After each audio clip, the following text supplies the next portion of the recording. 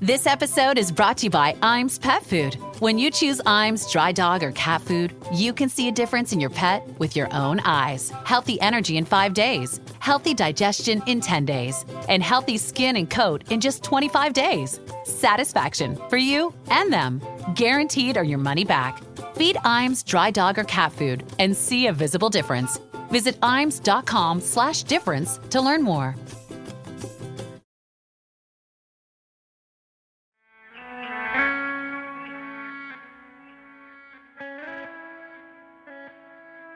Hello and welcome. This is the Female Athlete Podcast, Hear Her Sports, a podcast for everyone who loves stories by and about women striving to improve and make a difference in their lives.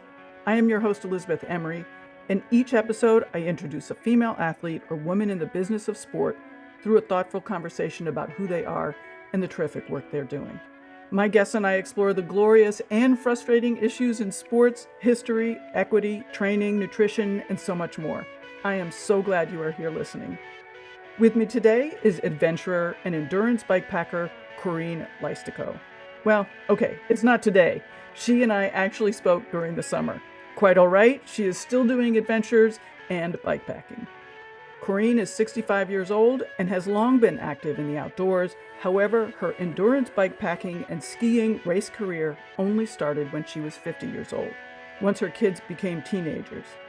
Her first event was the Fireweed 200, as in 200 miles. Since then, she has done the Leadville 100 mountain bike race, White Mountain 100, 2 times on skis and once on a fat bike, the Smoke and Fire 400, as in 400 miles, the BC Epic 100, the Tour Divide, which is a 2,700-mile bikepacking race from Banff, Canada to the Mexico border in New Mexico, the 700-mile Trans-South Dakota, and the 700-mile Cross Washington.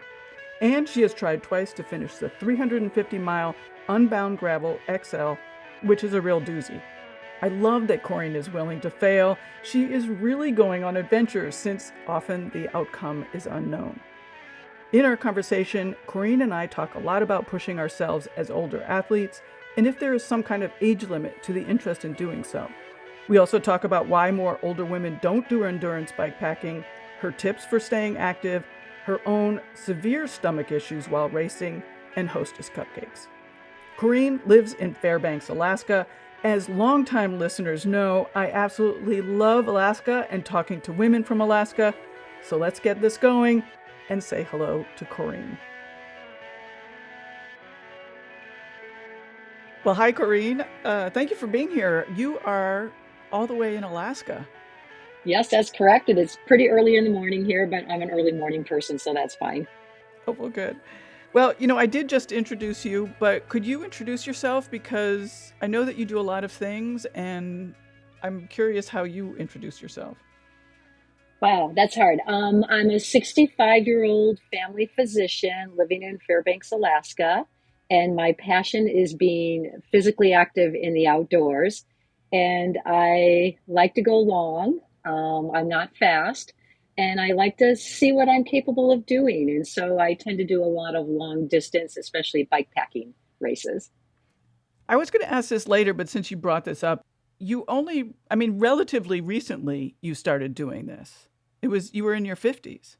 That's correct. I've always been physically active. My husband and I have always loved going out on adventures. I mean, there's never been a time in my life when I haven't been active. But when I turned 50, I kind of upped my game. I wanted to do something to celebrate turning 50, and I didn't want to do the typical things like go on a vacation or anything like that. So I decided that I should try to do a 200-mile race. I'd done lots of century rides, but never anything that long, and it would take a lot of training, which seems sort of selfish. But my husband was all in for it. My kids were early teens, and so I did my first 200-mile race. It was awful. I bonked, I threw up, I lay at the side of the road. But 2 days later, I was like, I'm in, I can do better. I know I can improve. And that kind of started my journey down this road. Well, I'm glad that you had been physically active all along, because when I saw that you sort of got started in this in your 50s and immediately went out with a 200-mile ride, I thought, okay, that's brave. But you were doing stuff. What were you doing? pretty much everything. Backpacking was always my first love. But then my knees got really bad. I ended up, I have arthritis in my knees. I had to have my knees replaced when I was 56. But my husband and I, we would do things like get flown into a remote area, spend 5 days just backpacking, like circumnavigating the mountain, taking 12 hours to do that. When I was, let's see, in medical school, I took 3 weeks and hiked the Washington portion of the Pacific Crest Trail before that was really a thing to do. Um, Rode my bike. I did sports in high school. So I'm just all kinds of stuff, but probably backpacking was my first love until my knees got too bad and I really couldn't do that anymore. And then I started biking more. I've always liked biking too. Well, I want to ask about your knees and injuries and whatnot, but before we get started, could you describe maybe the kind of trips that you're doing now? I mean, you have something planned in October, you said, or you recently wrote about an adventure that you did just this month. So, like, describe what those trips are like, and I don't know, take it wherever you want, but, like, where are you sleeping? How are you getting your food and water? What are you carrying? Like, what are troubles and the great parts about it? So I've really fallen in love with bike pack racing. You're self-supported. Usually I like doing stuff that's off-road. So it's on gravel roads, on double track, and on single track. I don't like anything that's too technical because I'm not very good at technical riding. But you basically carry everything with you. I carry a tent. A lot of people carry a bivy, but I like a little more space. Carry your tent, your sleeping bag, clothes that you're going to need. The clock starts when the race starts and it finishes when you cross the finish line. And so you decide when you're going to sleep, when you're going to eat, what you're going to do. And I ride my bike probably 12 to 15 hours a day. I stop, if there's a town, you stop in the convenience stores to get food. I'll rest if I need to, but I'm usually pretty slow and consistent. And then I find a place. If there's a town nearby, I'll stay at a hotel. But a lot of times I love camping. I love being outdoors. So you just find a spot that's safe and put up your tent and sleep for a few hours. Then you get up and you start riding your bike again. It's a really niche sport, but there's quite a few people doing it. And it's the same kind of crazy people that do this kind of racing. And it's really fun. And then actually there's a website, Track Leaders, and some other websites that you have a tracker on you so people can follow your progress, and they can follow your progress compared to everybody else too. So it's become this thing to dot watch. And I have some friends, and both bikepacking friends and just other friends, and we'll follow other races that I'm not even in, and we'll text each other back and forth. Oh my gosh, why do you think that person stopped? Why do you think they're doing? And it's just really fun. So what is it that you have planned for this October? So October, I'm doing the Arkansas High Country Race. It's been around for a few years now. It's been on my radar. It's a route that was set up by Adventure Cycling, and It's supposed to be beautiful. Yeah, the Ozarks in Arkansas, Yeah. and it's a huge 1,000-mile loop. And it's kind of the last of. I've had a whole bunch of different these bikepacking races I wanted to do, and this is kind of the last one. And I actually really like this one because it's not till October. Most of the races are like in June. And in Fairbanks, you can't even start riding outside on the roads or on trails until May or June. So it's hard to get your outdoor miles in except on a fat bike in the wintertime. So this one I have all summer to try to get in shape for that. In fact, after we're done recording today, I'm going to take off. I think I'm going down to Denali Park. I haven't quite decided yet, and do like a 60, 70-mile ride today, and then come back out the next day, and just, to get some more miles in with a fully loaded bike. Do you rigorously train? I mean, do you have a training plan and that kind of thing, or do you sort of wing it? That's a good question. A little bit of both. I try to start upping my mileage as soon as I can. Usually like in March, I'll start fat biking. We have an area north of town where there's cabins you can rent, and snowmobile trails, and so you can get some longer rides in. And then I try to do a high intensity ride once a week that I lead a group of women bike riders, road bike riders, and they're just getting younger and faster every year. So once a week I ride with them, and that's my high intensity. I usually commute to work once or twice a week. And since I'm getting older, I definitely do strength training once a week, even though I hate that. Try to do it twice a week, but that's hard to get in. And so I just kind of have a gestalt, and I really try to take 2 rest days a week because as an older athlete, I need my rest. That's the biggest thing I've noticed in myself is just like, if I push it, I suffer. Right. And I kind of feel that right now. I feel like I'm a little overtrained, but this weekend, this weather is glorious. And when you're in Alaska, if the weather's glorious, you got to take advantage of it. So I'm Right. weekend regardless.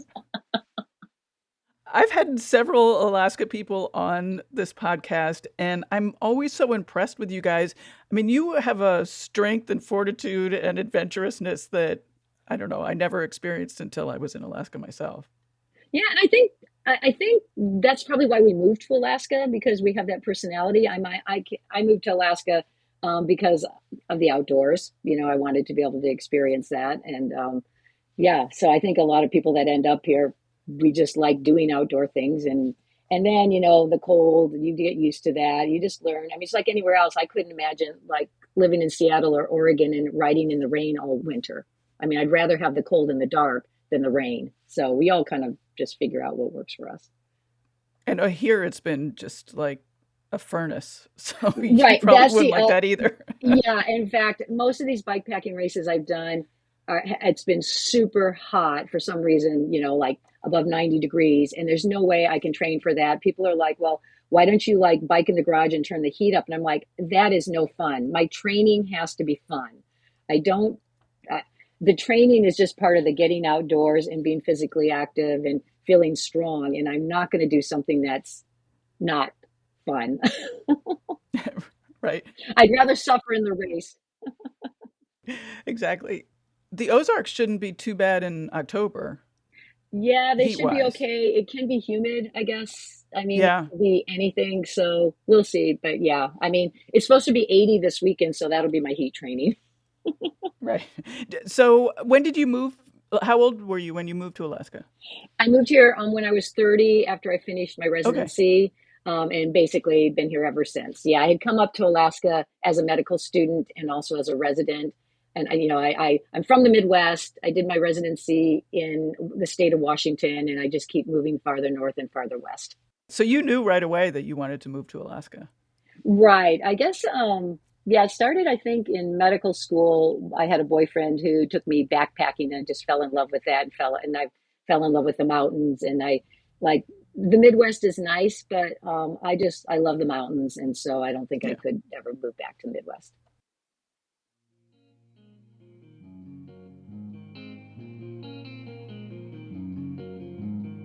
Hi, it's your host, Elizabeth Emery. Just a quick word. I've created several Hear Her Sports Spotify playlists, including a few favorites, aging well, nutrition, Paris Olympics, and cycling. The best and easiest way to find those playlists is at hearhersports.com in the playlist drop-down menu. Also on the website, find easy ways to support our work to increase media coverage of female athletes via the donate or support pages. Thank you so much.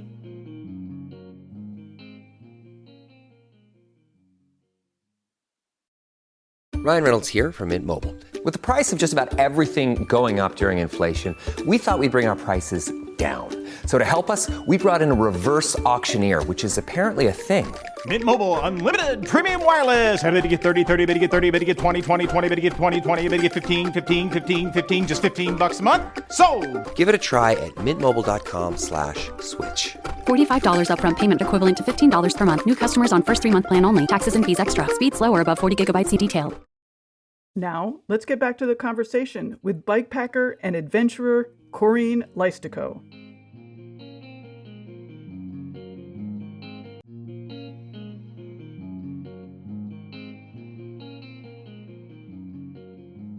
Well, you mentioned your knees. So talk about how you are managing, well, I should say you mentioned your knees and you mentioned having to take more rest. So like, what are the things that you're noticing as you're aging and how you're sort of managing those age-related issues and, like in a way that allows you to still stay active?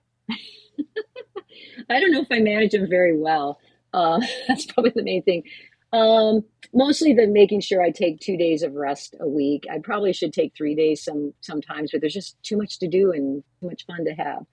I know my limits. I don't go super hard. I can go long. I have kind of my Energizer Bunny pace, which I think I'm slower than most people, but I'm also maybe more efficient at my rest breaks, like on the bike packing races and stuff. I don't waste a lot of time. I'm pretty focused on what I'm doing, but mostly just not pushing myself too much. And then like when I'm racing and doing, 12 to 15-hour days, I do take ibuprofen or an anti-inflammatory at that time because even though I've had my knees replaced, they still get achy. But I don't know. I don't know if it's just because I'm pretty consistent with my training. I think that's probably the biggest thing that I almost never get overuse injuries. I probably should knock on wood saying that. And so, yeah, I think just being consistent with my training is probably the most important thing. I want to ask a question, and I hope it becomes a discussion because the question is going to be sort of awkward. But like, are you special to be able to do these endurance races at this age? Like, to what do you attribute your ability to do this?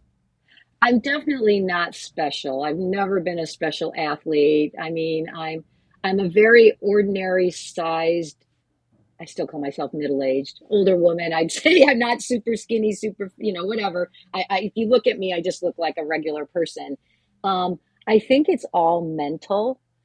I think majority of people could do this kind of stuff, but you have to be able to push through the low points.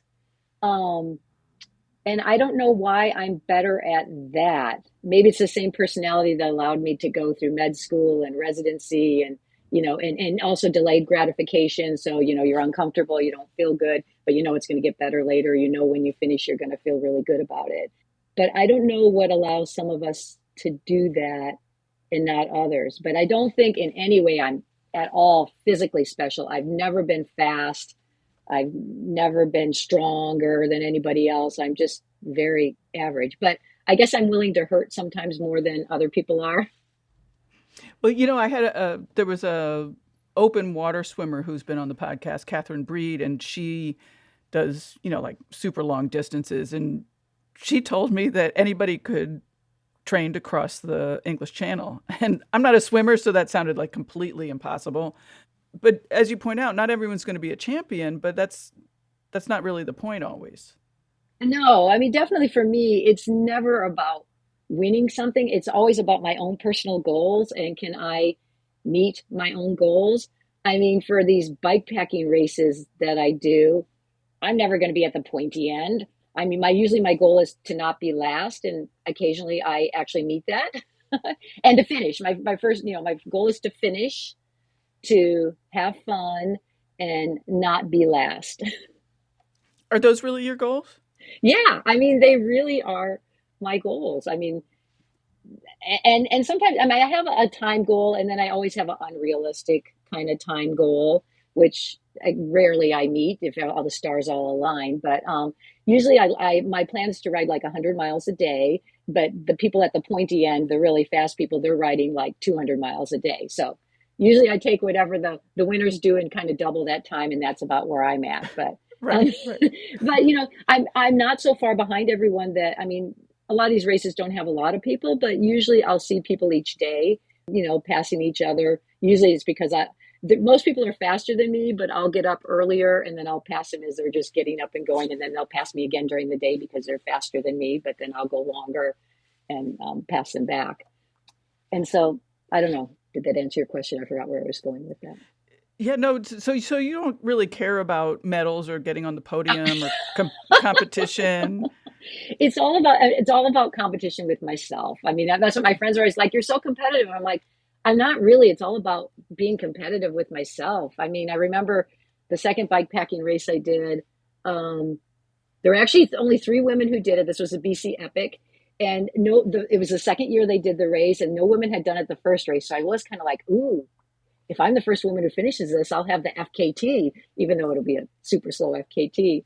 But then there were 3 women. One woman was ahead of me. I met up with her, and she was having a very low point. Her tracking stuff wasn't working, so she didn't know where she was supposed to go. She was, it was just a bad low point. I'm like, let's just ride together, And so we rode together, and she was going to run out of food, so she had to camp earlier. But I'm like, I'll just camp with you. I don't care. And then, and we've become really good friends. I mean, this was like 9 years ago, and we're still, in touch on Facebook and Strava and stuff. And she actually the next morning got up, and she's faster than me, so she actually won the race and got the FKT. But I mean, it was all about the experience. I don't care. I was still meeting my goals. It was fine. Were you ever into medals and competition and getting on the podium? I mean, is this a shift for your age or something? No, and when I was in no, when I was in high school, I more did team sports. I did like volleyball.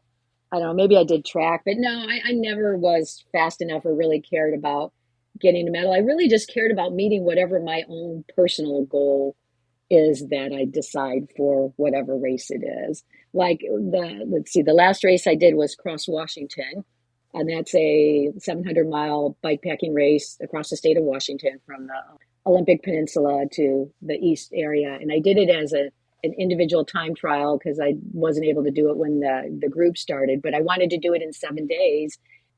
And I can't remember why did I get behind. I was a little bit behind, and so I ended up riding like the last day and a half. I rode like 22 hours. I mean, I took a little like 2 hour and 1 hour nap or something because dang, I wanted to finish in, 7 days. And then at the very end, there was just this soul sucking mud, and I had to push my bike and scrape my bike for like an hour. So I finished in I think it was an hour over 7 days. So, but because I had this goal, I pushed myself for much longer than I normally would.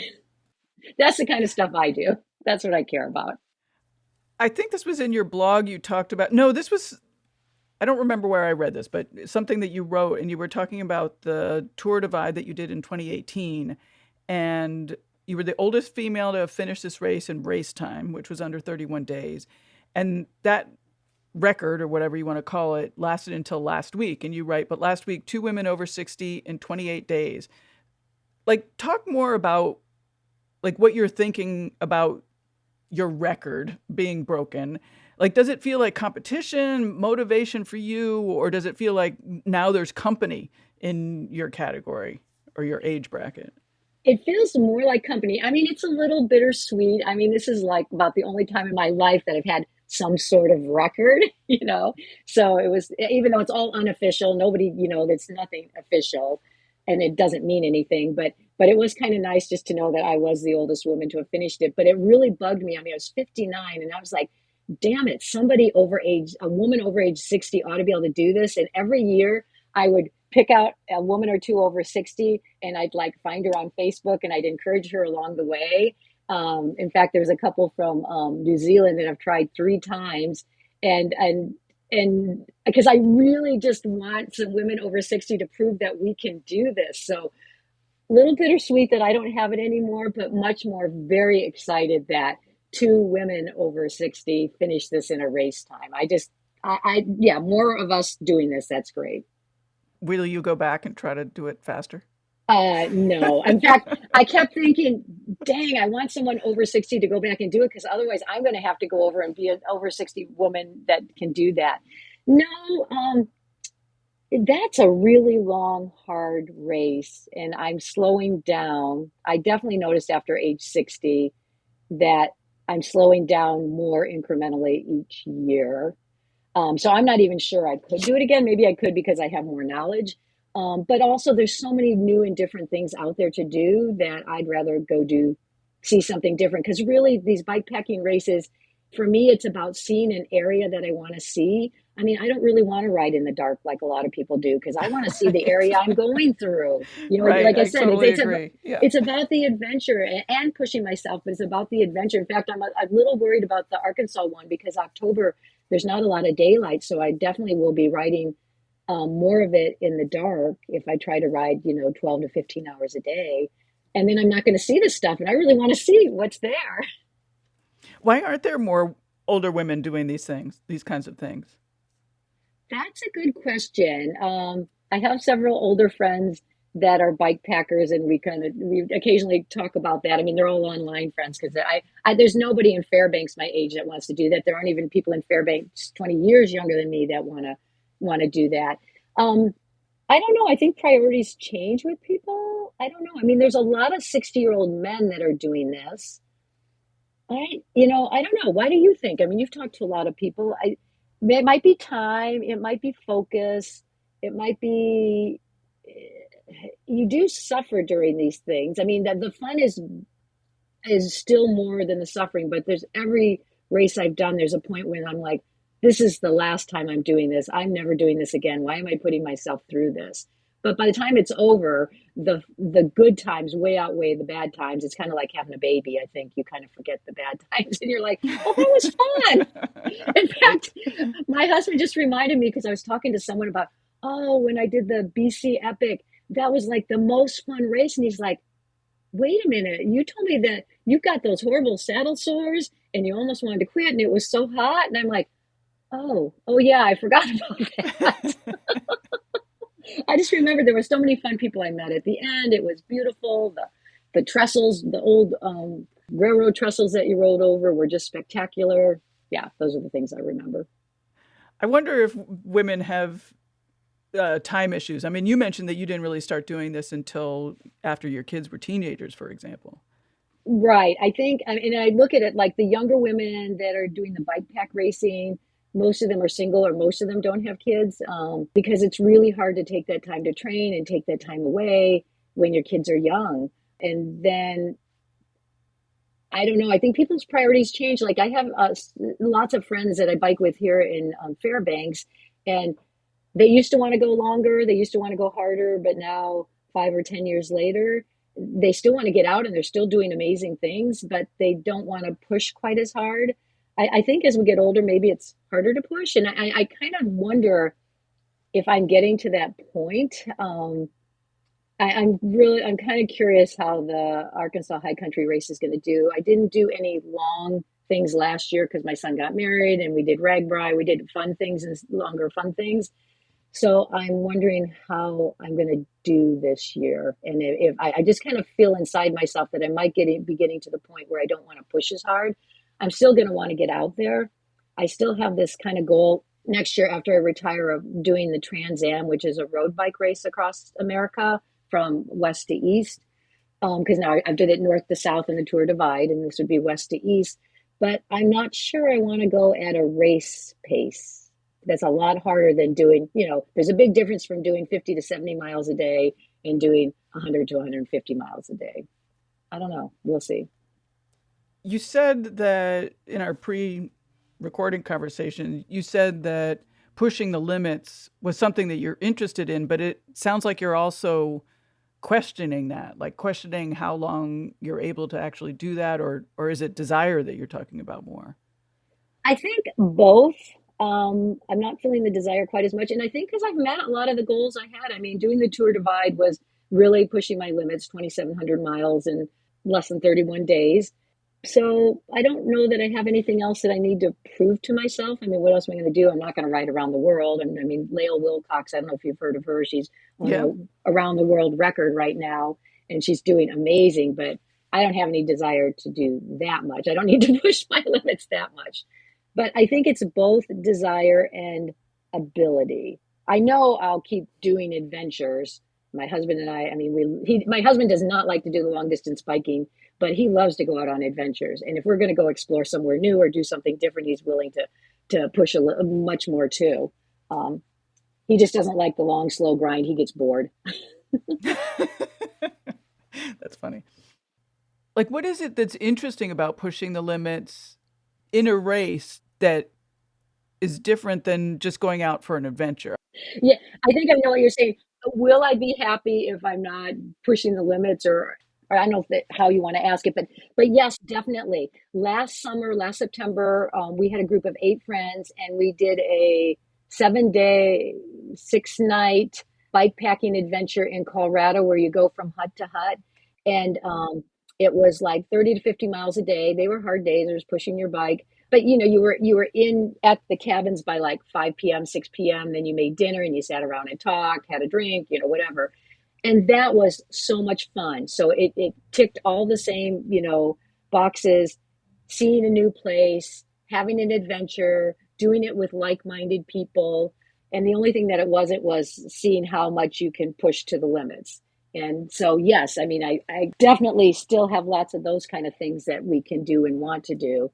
But I guess I still want to know if I can still push the limits a little bit. And I guess the other thing I like about these bikepacking races is the people you're doing them with, you're kind of all out there enjoying and suffering together. It's such a bonding experience. So if you're finishing within a little bit of time of other people at the end, there's so much camaraderie. You just make incredibly deep friendships from this shared experience.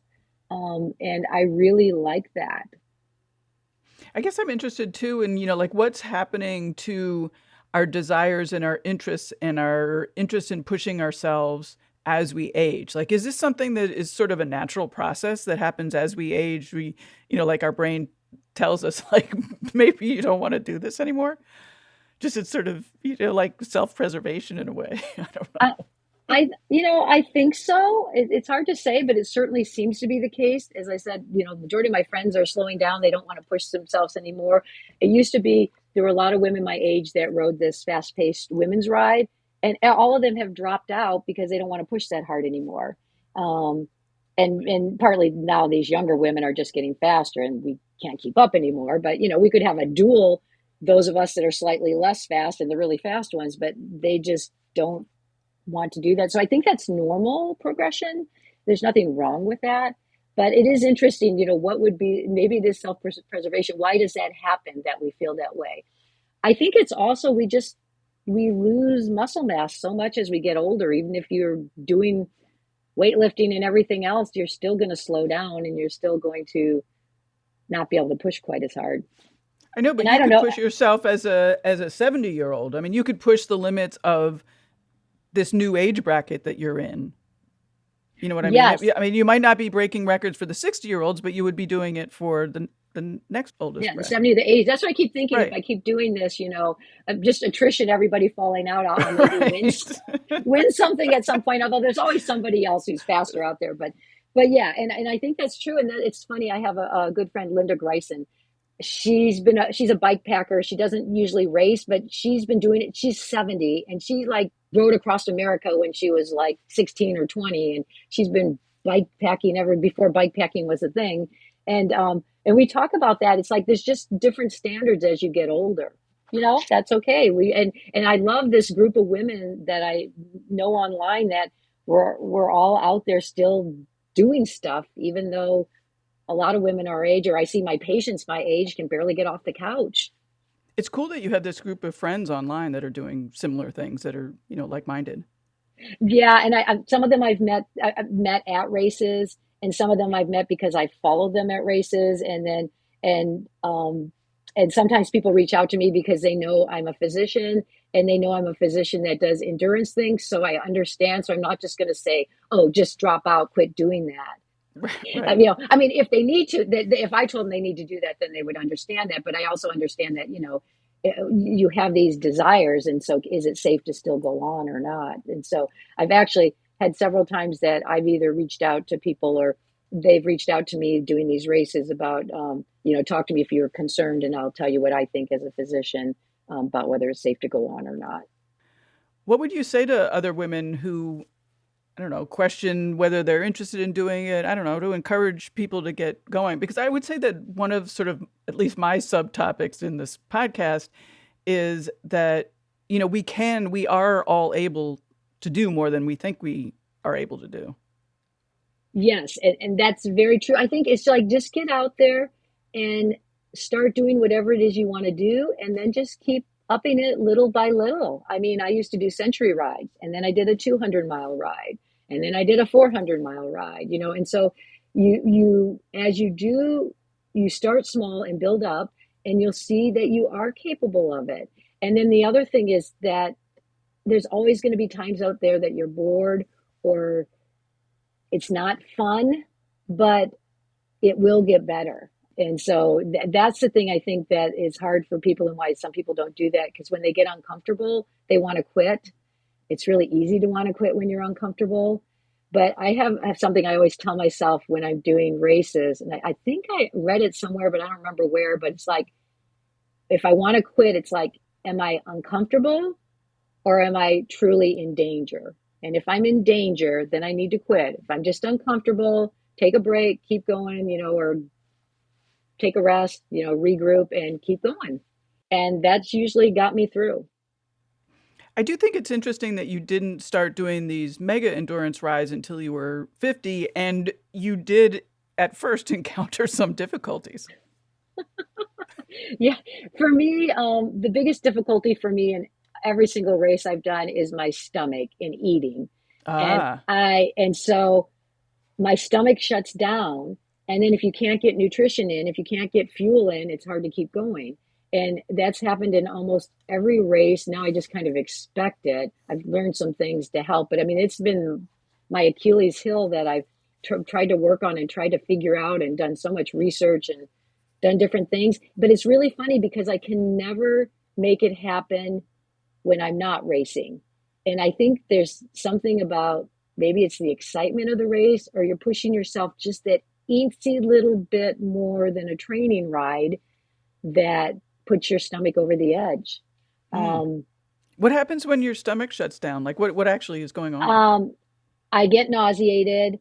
Every time I try to eat, it's like eating cardboard, and you just have to chew and chew. And then sometimes if I try to swallow, it'll set up a gag reflex, and then I'll throw up. And then if I try to eat again, I'll throw up. And no appetite. Nothing sounds good. I always have to carry more food than everybody else because I never know if I'm going to want savory or sweet or what, so I need to have options that I can get down. And then if I try to eat, like it just wants to, if I can get it down, it will probably stay down, but the act of trying to eat and swallow will set up my gag reflex. And then it's like, well, I have found, heat makes it worse, obviously. And for me, I've started using a product called Element, LMNT, that is very high in sodium and electrolytes. And that seems to be helping. In fact, the last race I did, when I did cross Washington, I got to areas where I didn't want to eat, but I was always able to eat. And so I feel like I'm getting a handle on it, but that's usually the thing that sets me back the most. And is this true of liquid as well? Like liquid calories? A little bit. Like usually, I know it's so disgusting. Usually I can get down a Coke. Something about a Coke usually goes well. So but I just don't even feel like drinking or anything. Right. But so I usually carry like a Coke with me. And I know this is really terrible. I know I'm a physician. I generally eat healthy. But when you're doing these bikepacking races and you're going from convenience store to convenience store, you tend to eat crap.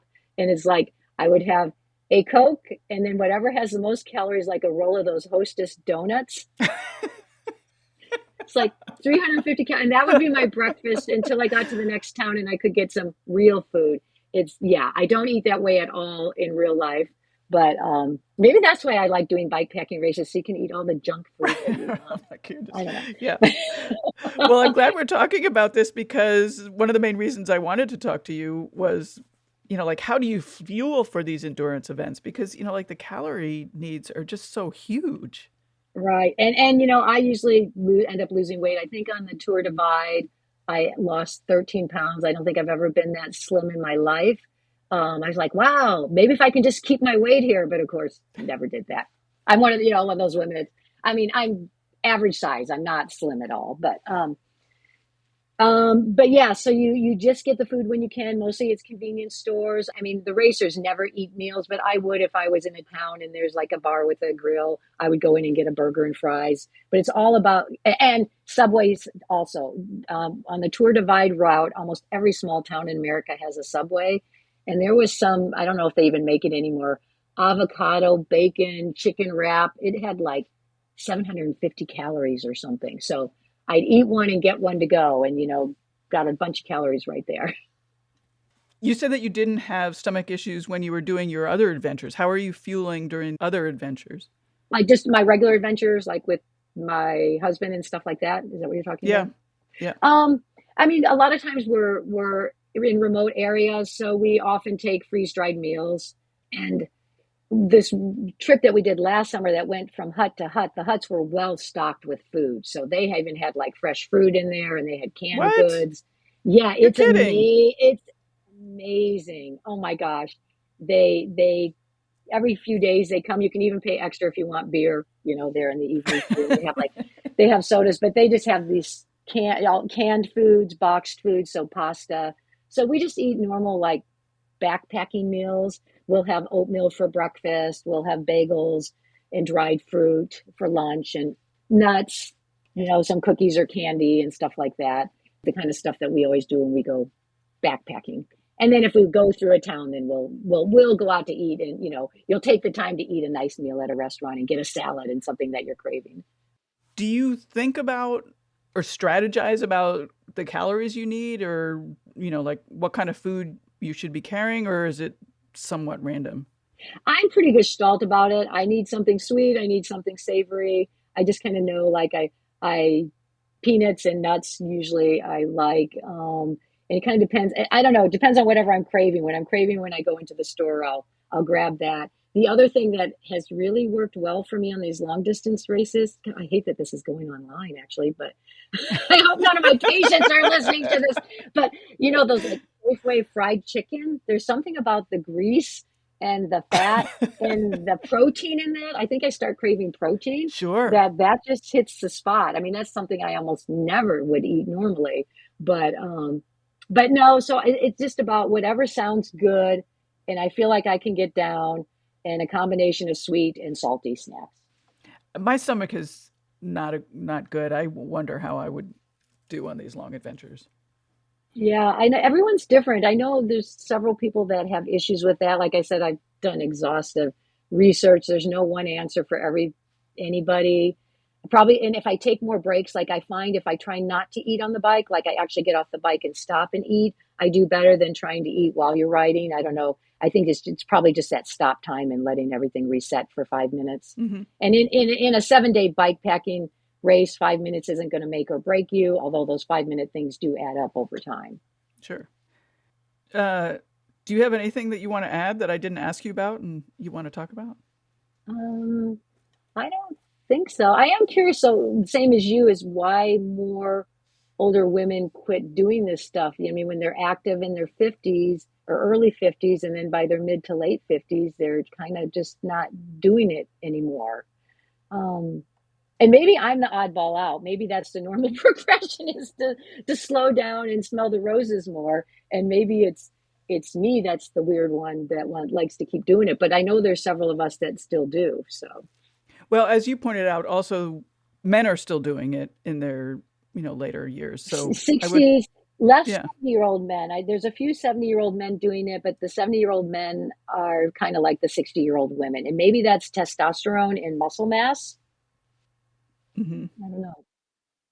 Be a good question. I sort of think it probably has to do more with desire, because you certainly can push yourself at any age. It's just that you're going slower.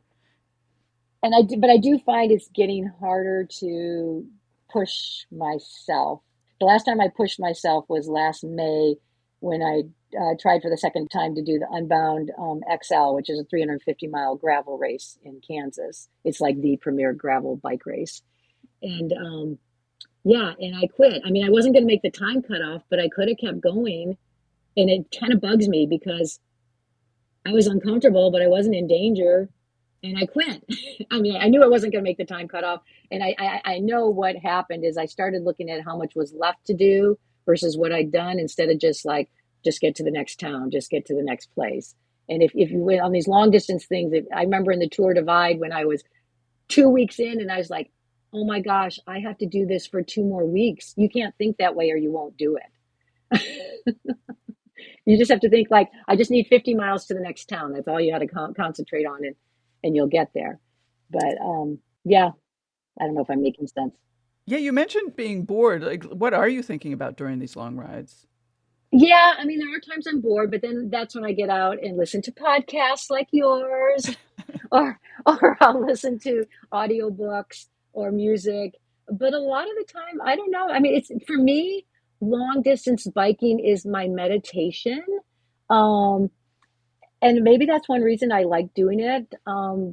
Although, the first part of a ride or something, I mean, you're always worrying and fussing and all this. And then you get to a point where you're just in the moment and you're just enjoying it, or you're just seeing what's there and your mind is clear. And I think that's the thing I like most about long distance biking. It's kind of my meditation and get away from everything. My day-to-day life is so busy as a physician, and my mind's always thinking and going and doing and having to make decisions. And so it's kind of nice when it's simple as just ride your bike, where are you going to eat, where are you going to sleep, and just follow your tracker. If you have a tracker, you don't even have to think about, where you're going. You just stay on track. That there's something I really like about that.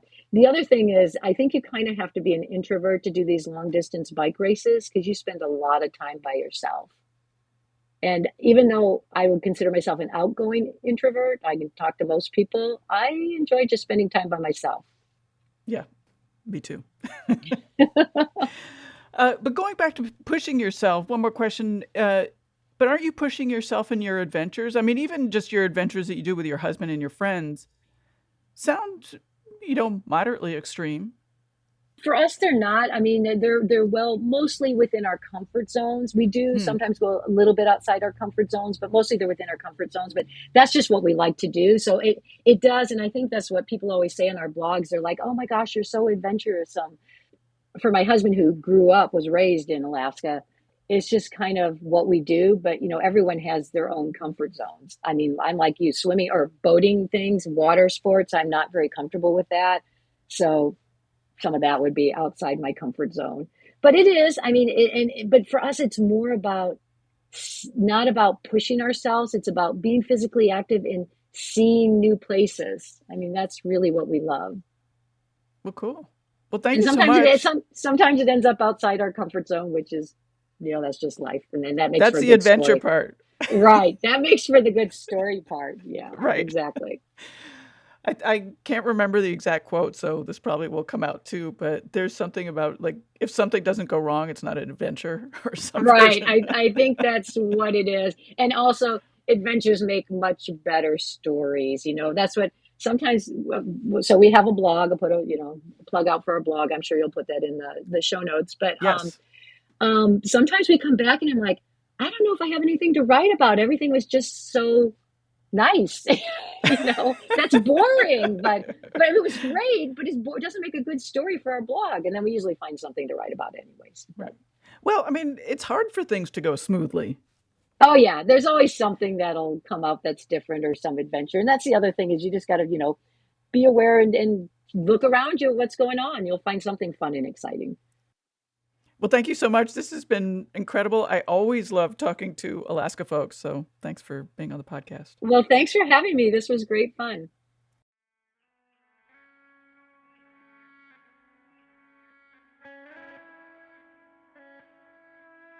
And that's it for today's episode with endurance bikepacker Corrine Leistikow. Thank you, Corrine, for waking up really early to talk to me all the way from Alaska. Corrine told us she was training for the Arkansas High Country Race in early October. The race didn't go as she planned. On the first day, Corrine had a mechanical that could not be fixed in the field, and she had to drop out. Not all was lost, though. Corrine and her husband went on vacation instead. So Corrine didn't race 1,000 miles, but did explore via hiking and biking lots of Arkansas, New Mexico, and even a bit in Oklahoma and Texas. Corrine wrote all about the mechanical and the vacation adventures in her blog at Not Quite Over the Hill, CorrineandEric.blogspot.com. That's a lot to remember, so to find the blog easily, go to the show notes page at hearhersports.com, where you will find a link to her blog and other things mentioned in the episode.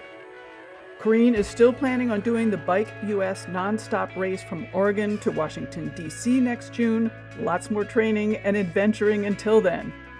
Hear Her Sports is one of the few podcasts that give female athletes the time and space to talk about what is important to them and about their sports. Thank you for listening. There are several ways you can help us to continue making the show. One is to tell your friends. If you like the show, I really do encourage you to do so, because spreading the word is an easy and free way to help us out. Personal recommendations are how most people find new podcasts. 2, make a donation. Each dollar helps us with production costs. Go to the donate page at hearhersports.com to donate directly, or to the support tab to find links in our Patreon, Buy Me a Coffee, and affiliate program. And the last way to support the show is an important one. Simply keep listening. If you are new to Hear Her Sports, a big hello and welcome. Thank you for listening to this episode. There are lots of other episodes to discover. For more on cycling, try the previous episode with Iris Sloppendale on Le Tour de France Femme avec Zwift, or episode 137 with pro rider Haley Simmons on gravel racing and iliac surgery. But make sure you catch every episode because every guest is amazing. It's a pleasure sharing this episode and all of the conversations I have with female athletes and women in sport. Until next time, bye-bye.